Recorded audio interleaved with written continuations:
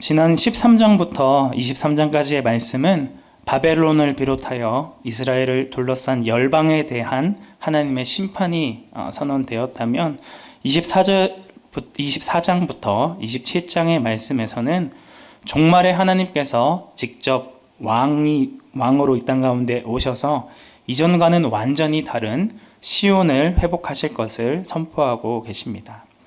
특정한 민족이나 나라의 관계를 넘어서 인류 전체, 그리고 이 한 해와 이 땅 전체에 임하는 그런 미래의 이야기를 다룬다는 점, 그리고 이 땅에서의 정치적이고 현실적인 영역뿐만이 아니라 우주적으로 나타나시는 하나님의 권능에 대해서 이야기하고 있다는 점에서 24장부터 27장의 말씀을 이사야 묵시록이라고 부르기도 합니다. 13장부터 23장까지는 특정한 민족들에 대한 하나님의 심판이 예고되었다면 24장에서는 여호와 하나님께서 시온을 세우시기 전에 이 세상이 완전히 무너지게 될 것임을 강조하고 있습니다. 24장 한 장 안에서만 세상이라는 단어가 16회나 등장하는 것들을 통해 24장에서 이야기하고 싶은 내용은 세상의 멸망이라는 것들을 분명히 보여주고 있다라고 하는 것이죠. 1장 1절부터 여호와 하나님의 심판에 대해서 이야기합니다. 1절 2절 말씀입니다.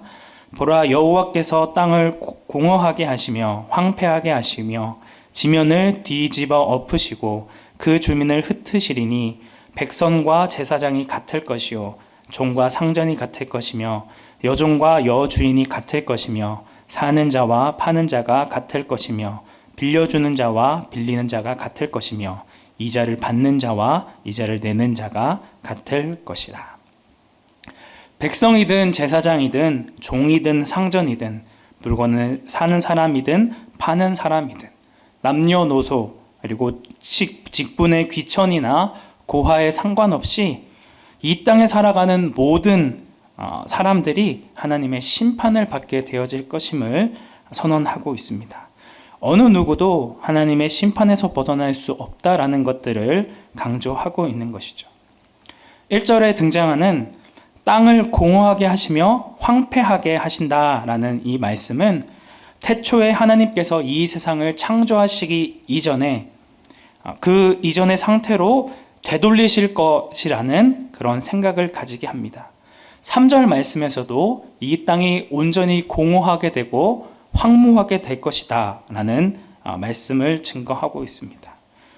하나님께서 이 세상을 창조하시기 전에 온 땅이 혼돈하고 공허했듯이 다시 이 온 세상을 텅 비워서 황폐하게 만들 것임을 여호와 하나님께서 직접 선언을 하고 계신다는 것입니다. 이어지는 7절부터 13절의 말씀은 이 창조의 모든 질서가 다 무너지게 되어지고 포도로 상징되어지는 기쁨이 저주로 인해 사라지게 될 것임을 말씀하고 있습니다.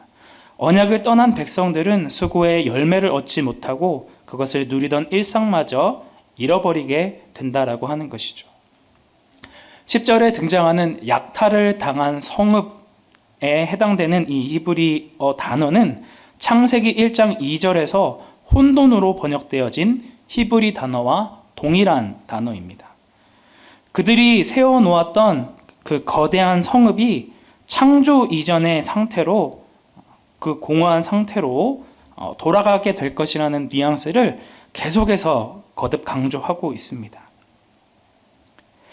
또한 13절 말씀에서는 세계의 민족 모두가 이러한 하나님의 심판을 받게 되어질 것이며 남은 열매를 흔들어 떨구고 그 떨어진 열매까지 주워 담듯이 하나님께서 행하시는 심판은 어떠한 여지도 남지 않을 것이라는 것들을 보여주고 있는 것입니다. 왜 이러한 하나님의 심판이 찾아오게 되는 것일까요? 24장 5절 말씀을 함께 합독하도록 하겠습니다. 땅이 또한 그 주민 아래서 더럽게 되었으니 이는 그들이 율법을 범하며 율례를 어기며 영원한 언약을 깨뜨렸음이라. 아멘. 온 세상 사람이 하나님의 율법을 어기고 영원한 언약을 깨트렸기 때문이다라는 것을 이야기하고 있습니다. 하나님께서는 이스라엘 백성과 영원한 언약을 세우셨지만 하나님의 율법을 무시하고 이것을 범하고 어김으로 하나님과 맺은 언약을 스스로 깨트려 버렸다는 것입니다. 이런 언약의 파기로 인해 세상은 다시 원래 창조 이전의 상태인 공허와 황폐함으로 돌아가게 될 것임을 보여주고 있는 것입니다. 그리고 24장 6절 말씀에서 땅의 주민이 불타서 남은 자가 적도다라는 이 말씀을 통해 이전에 노아 때 있는 물로 모든 세상의 창조 질서를 멸망하게 하신 것처럼 이번에는 불로 이 모든 것들을 멸망하게 하실 것임을 예고하고 있습니다. 하나님의 완전한 이 회복이 있기 이전에 여호와께서는 그들을 심판하시고 이 땅에 거하는 거민들을 두렵게 하실 것입니다. 19절 말씀에는 땅이 깨지고 갈라지고 흔들린다는 똑같은 단어를 2번씩 반복하고 있습니다. 땅이 취한 자와 같이 비틀비틀하며 다시는 일어나지 못하게 하신다라는 무서운 말씀이 선포되어집니다. 17절에 등장하는 두려움과 함정과 올무는 히브리 단어로 파하드, 파하트, 파흐입니다. 음성적으로 비슷하게 들리는 단어들을 반복함으로 이 심판의 무서움을 더욱더 강조하는 역할을 하고 있는 것입니다. 어느 누구도 이런 하나님의 심판에서 벗어날 자가 없다라는 것들을 보여주고 있는 것이죠.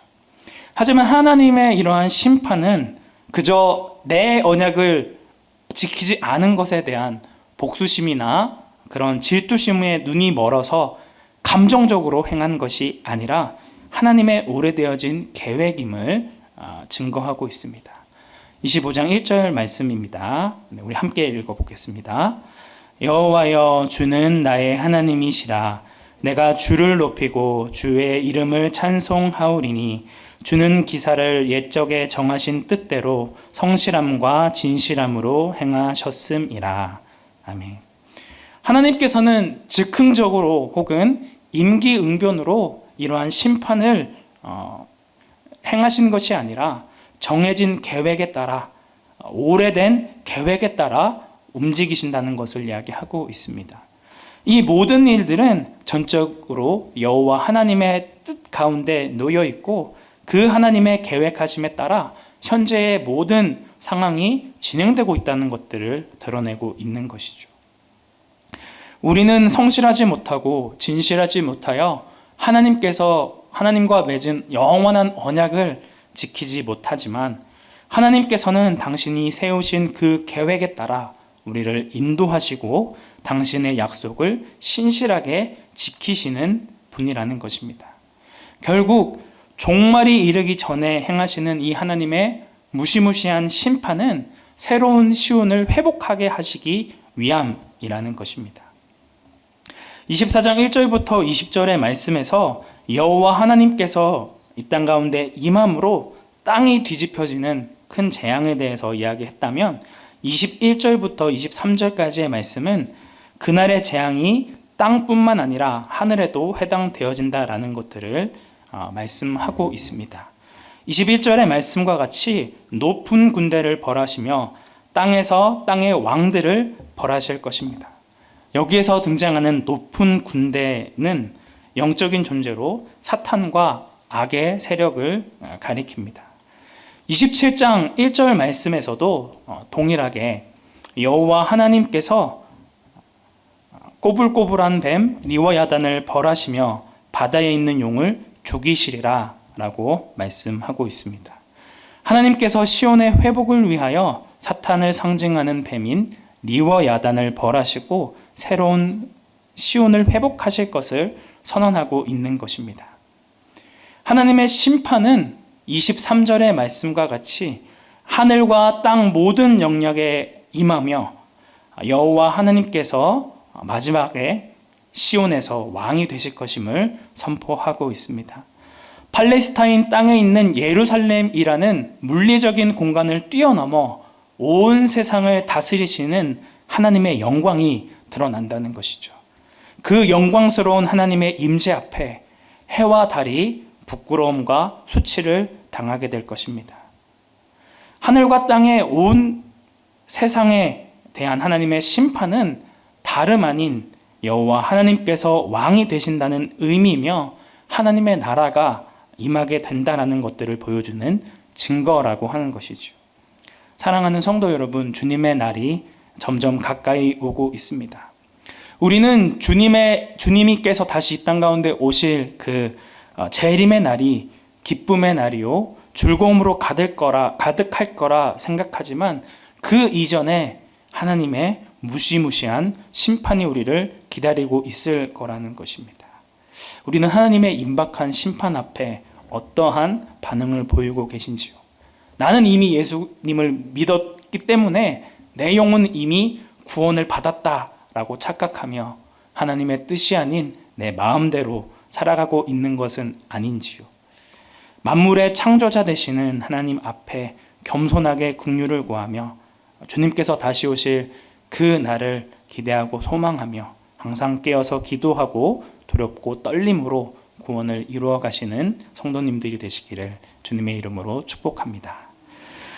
이어지는 25장의 말씀에서는 여호와 하나님께서 오래전부터 계획하신 일이 있는데 그것이 두 가지가 있을 것임을 증거하고 있습니다.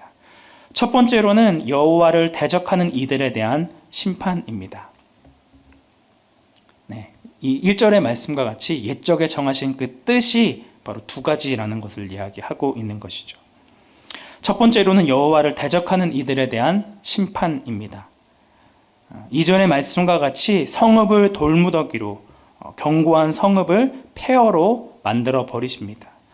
여기에서 나오는 성읍과 견고한 성읍은 잘 방비되고 번성한 도시를 뜻하며 더나아가 인간에 의해 발전된 문명의 발달을 상징한다고도 할 수 있습니다.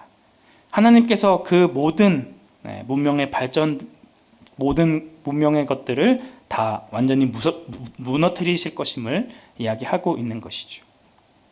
3절의 말씀은 이 하나님께서 견고한 성읍을 황폐하게 하신 결과 포악한 민족과 성읍이 여호와를 경외하게 될 것이라는 것을 선언하고 있습니다. 하나님께서 강한 자들의 성읍을 황폐하게 하시는 것은 단순한 파괴가 아니라 악한 이들을 돌이키게 하시며 여호와만이 유일하신 하나님이심을 알게 한다라고 하는 것입니다. 하나님은 견고한 성읍으로 자기 자신을 자랑하며 뽐내는 인간의 덧없는 자랑과 교만을 꺾으시며 오히려 주를 영화롭게 하고 경외롭게 만드는 전능하신 하나님이심을 보여주고 있는 것이죠. 여호와 하나님께서 오래전부터 계획하신 두 번째 내용은 여호와를 의지하는 자들에 대한 구원입니다. 4절 말씀에서는 주가 포악자의 기세가 성벽을 치는 폭풍과 같을 때에라도 하나님께서는 빈궁한 자들의 요새이시며 환난당한 가난한 자의 요새이시며 폭풍 가운데 피난처이시요 폭향을 피하는 그늘이 되신다는 사실을 강조하고 있습니다. 4절에서 등장하는 이 가난한 사람은 말 그대로 돈이 없는 거지를 뜻하는 것이 아니라 교만하지 않고 마음이 가난한 자, 곧 자신에게는 아무런 소망이 없음을 알므로 온전히 하나님만을 의지하는 자들입니다. 오늘 25장의 말씀에서는 이 두 가지의 이미지를 대조적으로 보여준다라고 하는 것이죠. 한쪽에는 견고한 성읍, 외인의 궁성, 그리고 이 성 안에서 떵떵거리며 살아가는 포악자들과 폭양과 같은 억압하고 군림하는 이미지가 있고, 다른 한편에는 빈궁한 자, 환난당한 가난한 자가 있습니다. 강하고 거칠 것이 없는 자들과 약하고 힘없는 자들이 대조적인 모습으로 드러난다라고 하는 것입니다. 하나님께서는 이 두 종류의 사람들 중에 달리 의지할 곳이 없는 환난당한 자들을 폭풍 가운데서도 지키시며 보호해 주시는 피난처요 요새가 되심을 선포하고 계십니다. 여호와께 피나는 자, 여호와만이 유일한 피난처임을 믿으며 그분만을 의지하는 자가 바로 가난한 자이며 빈궁한 자라는 것입니다. 하나님께서는 오래전에 계획하신 그 하나님의 선하신 뜻에 따라 이 강하고 힘센 모든 것을 쓰레기 더미가 되게 하시며 폐허로 만드시며 또 약하고 힘없는 자들을 보호하시며 그들의 유일한 피난처가 되어주신다라고 하는 것입니다. 저희가 오늘 읽었던 본문인 26장에서도 동일한 약속이 주어집니다. 우리 1절부터 3절까지 말씀 조금 길지만 함께 합독하도록 하겠습니다. 그날에 유다 땅에서 이 노래를 부르리라. 우리에게 견고한 성읍이 있으며 여호와께서 구원을 성벽과 외벽으로 삼으시리로다. 너희는 문을 늘 열고 신의를 지키는 의로운 나라가 들어오게 할지어다. 주께서 심지가 견고한 자를 평강하고 평강하도록 지키시리니 이는 그가 주를 신뢰함이니라. 아멘.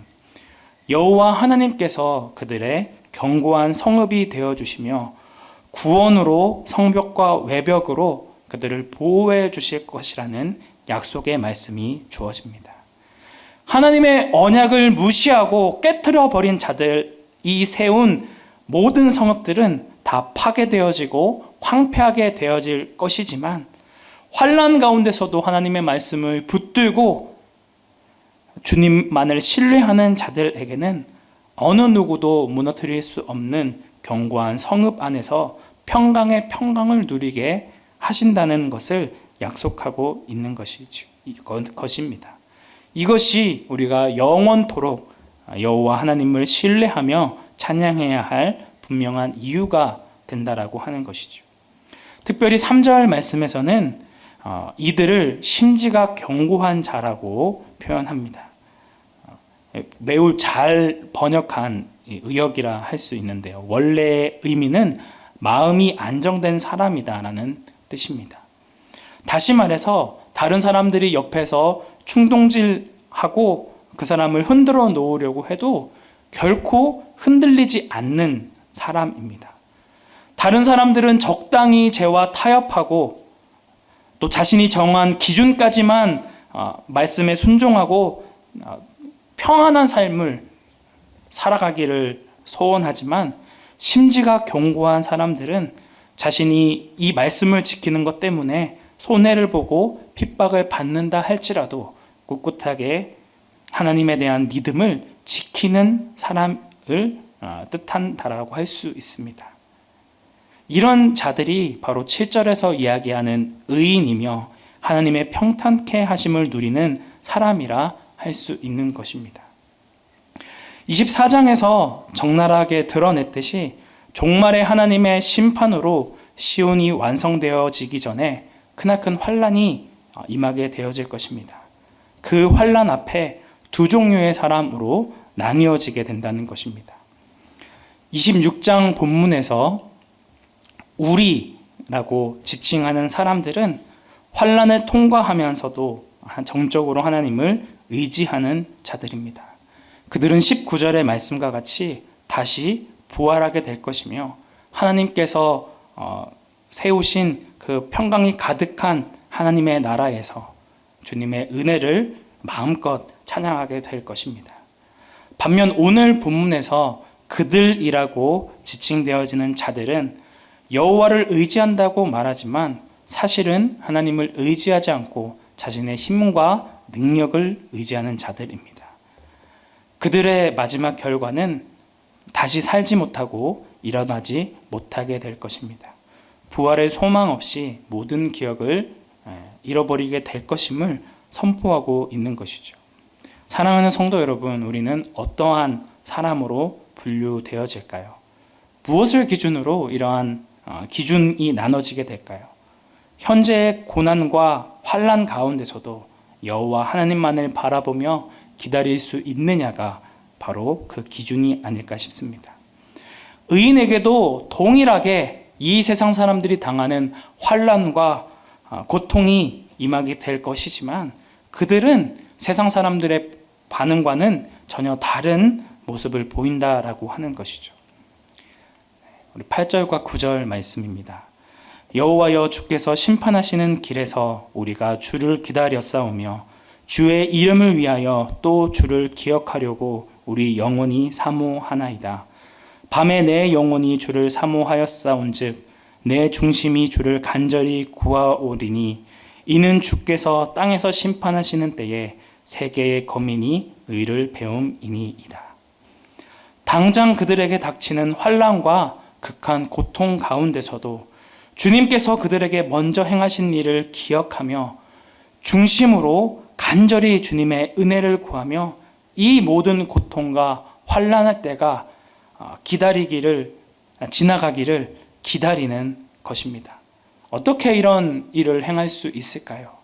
그것은 12절의 말씀과 같이 하나님께서는 우리를 위하여 평강을 베푸시는 분이시며 우리가 당하는 모든 일 역시 하나님의 선하신 계획 아래에 이루어질 것임을 믿기에 주님만을 의지하고 주님의 이름을 간절히 부르게 된다라고 하는 것입니다.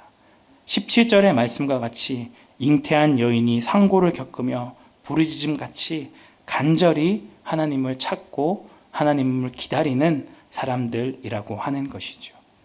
하나님께서는 이와 같이 환난 가운데서도 주님만을 의지하는 심령이 가난한 자들을 위하여 시온산에서 포도주의 연회를 열어주실 것입니다.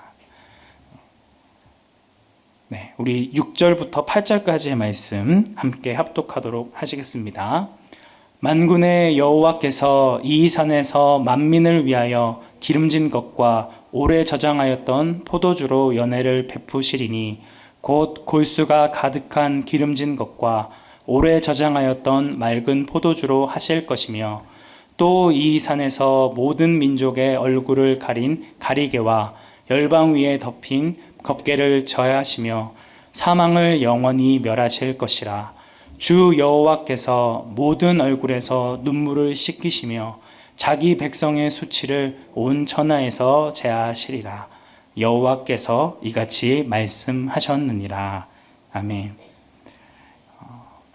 여기에서 만군의 여호와, 주 여호와, 그리고 여호와라는 하나님의 이름이 반복되면서 하나님께서 이 일을 친히 그리고 반드시 행하실 것임을 강조하고 있습니다.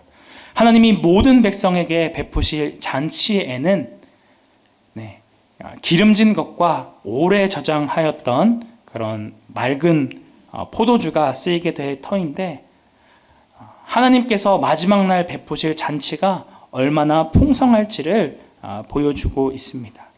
단순히 물질적인 풍요로움이 아니라 여호와께서 왕이 되셔서 통치하시고 다스리는 것이 우리에게 얼마나 큰 기쁨이 되어지며 얼마나 큰 유익이 되어질 것임을 보여주고 있는 것입니다. 하나님께서는 7절의 말씀과 같이 모든 민족의 얼굴을 가린 가리개를 그리고 덮개를 제거하실 것입니다. 여기에서 가리개는 슬픔을 표시하기 위해 얼굴 위에 쓰는 베일이기 때문에 이 가리개를 제거하신다라고 하는 말씀은 우리의 슬픔을 제거한다라는 의미입니다. 사람들을 덮고 있었던 슬픔과 탄식 그리고 그 근원이 되는 사망을 영원히 멸하시고 우리의 눈물과 수치를 제거하실 것입니다. 이 땅 가운데서 하나님만을 의지하며 당했던 모든 슬픔과 괴로움을 주님께서 아시며 위로해 주실 것임을 보여주고 있는 것입니다. 이러한 하나님의 사랑을 받은 자들은 어떠한 반응을 보일까요? 9절의 말씀에 나오는 것 같이 우리를 구원하신 하나님을 기뻐하며 즐거워하는 것입니다. 그리고 주님께서 예비하신 그 구원이 임하기까지 기도하며 소망하며 기다리는 것입니다. 이 찬양의 핵심은 여호와를 기다렸던 이들이 여호와를 간절히 기다리며 찾았던 자들이기 때문에 하나님의 구원을 얻을 것임을 강조하고 있는 것입니다. 하나님께서 새롭게 세우실 그 시온의 백성이 살아가야 할 삶은 우리를 구원하실 하나님을 기다리고 그분만을 신뢰하고 의지하는 것임을 드러내고 있는 것입니다. 사랑하는 성도 여러분, 극심한 고통과 환난의 순간에도 주님의 뜻을 구하며 주님 앞에 나아가고 계십니까? 저는 하나님께서 우리 각자 한 사람 한 사람을 어떠한 상황, 어떠한 환경 가운데 처하게 하시는지 알지 못합니다. 하지만 하나님께서 이 모든 것을 당신의 선하신 뜻대로 이루실 것임을 믿음으로 주님을 의지하며 주님을 붙들고 있는지 우리의 삶을 다시금 되돌아보기 원합니다. 지금 이 순간도 우리를 위한 열심을 이루시는 그 하나님을 신뢰함으로 우리의 소망을 주님께 두며 주님 앞에 나아가는 성도님들이 되시기를 주님의 이름으로 축복합니다. 말씀을 마무리하겠습니다. 이사야서 24장부터 27장에서 거듭 반복해서 이야기하고 있는 내용은 교만한 자와 마음이 가난한 자의 대조입니다. 자신의 힘으로 안전과 보호를 확보하려는 그들과 같은 삶을 살 것이냐, 아니면 오직 하나님만을 의지하며 하나님의 그 선하신 뜻을 기다리는 우리가 될 것이냐라는 문제입니다. 우리는 자신의 계획과 자신의 능력을 의지하는 자인가요? 아니면 온전히 내 자신에게는 아무런 힘과 능력이 없기에 오직 주님만을 붙들며 주님만을 의지하는 자이신가요? 사랑하는 성도 여러분, 최종적으로 시온이 완성되어질 때에 하나님께서 세우실 그 견고한 성읍에서 하나님이 주시는 평강 가운데 거하게 될 백성들은 교만한 자가 아니라 환난을 통과하면서도 자신이 아무것도 아님을 인정하는 가난한 자이며 어떠한 상황 가운데서도 오직 주님만을 의지하는 심지가 견고한 자들입니다. 이 땅에서 우리가 겪었던 모든 슬픔과 고통을 위로하시며 주님과 함께 완성되어진 시온에서 영원히 평안함을 누리게 될 것입니다.